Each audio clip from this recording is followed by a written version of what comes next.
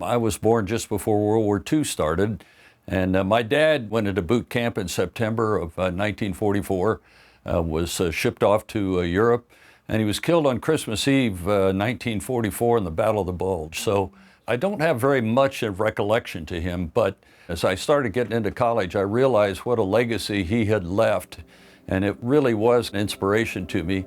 I went to the University of Illinois. It was a land grant college, and you had to belong to one of the ROTC units.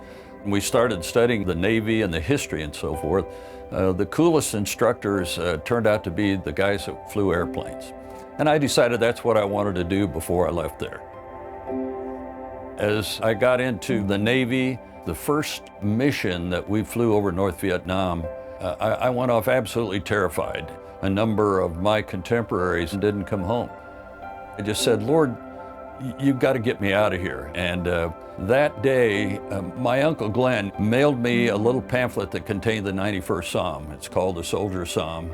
I realized that if the Lord wanted to take me, I knew that He would take care of my family at home. I went back out and was able to start doing it. In fact, I kept moving on up and got to be a commanding officer of several units that were just exciting experiences. I was a CO Top Gun for 2 years.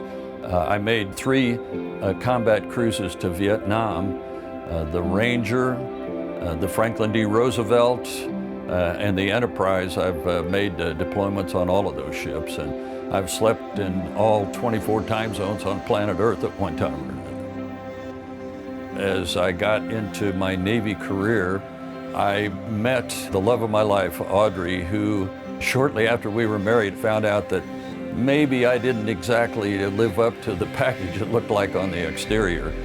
Pastor Tim LaHaye was our Sunday school teacher, and his message really convicted me of the phony lifestyle that I'd been living. And I really asked the Lord to forgive me and put me back on the right track.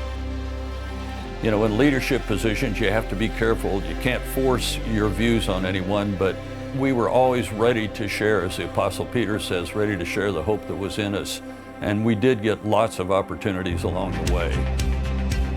In 30 years in the Navy, I think we had 19 moves, so we've got to experience a lot of different places, but we really love Scottsdale Bible, and we love the teaching and the spirit that's here, and I love the worship and arts ministry. The Lord has been very faithful to me over the years. He's always there when I turn to Him, and He's always blessed us in abundant ways. Folks of my ancient stature do not get the opportunities to fly combat jet airplanes. That experience of going off by yourself and the freedom of being in that airplane is very intoxicating, still is today. In fact, I flew the A4 this morning, and I'm very excited about going back and flying it again next week. I never get tired of it. I guess when it quits being fun, then I'm going to quit doing it.